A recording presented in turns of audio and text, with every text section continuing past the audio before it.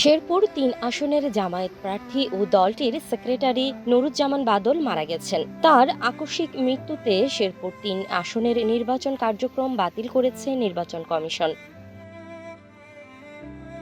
এ ঘটনায় পরিবার ও নেতাকর্মীদের মাঝে শোকের ছায়া নেমে এসেছে। নিহত জামায়াত নেতা নুরুজ্জামান বাদলের প্রথম নামাজে জানাজা বেলা ২:৩০টায় শেরপুর পৌর পার্কে ও দ্বিতীয় নামাজে জানাজা বিকেল ৫টায় শ্রীবর্দী সরকারি কলেজ মাঠে অনুষ্ঠিত হবে।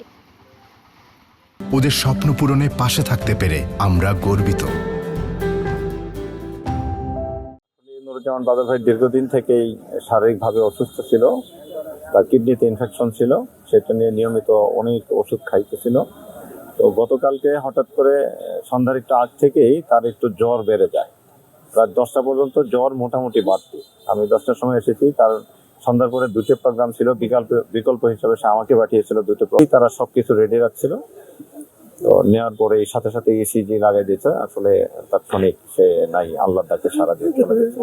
তবে আমি মহান রাব্বুল আলামিনের দরবারে শুকরিয়া আদায় করি এই জন্য যে আল্লাহ রাব্বুল আলামিন তার জীবনের সমস্ত সময়গুলা দিনের পথে আল্লাহর দিনকে আল্লাহর জমিনে প্রতিষ্ঠা করার জন্য কাজ করে গিয়েছেন।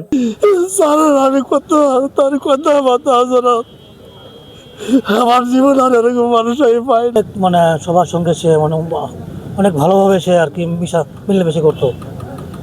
বাদল সাহেব, আল্লাহ তাকে নিয়ে গেছে, আল্লাহ তাকে। একটা পরিবারের সন্তান হওয়ার কারণেই সে ছোট থেকেই গড়েই উঠছে ওইভাবে, ইসলামিকভাবে।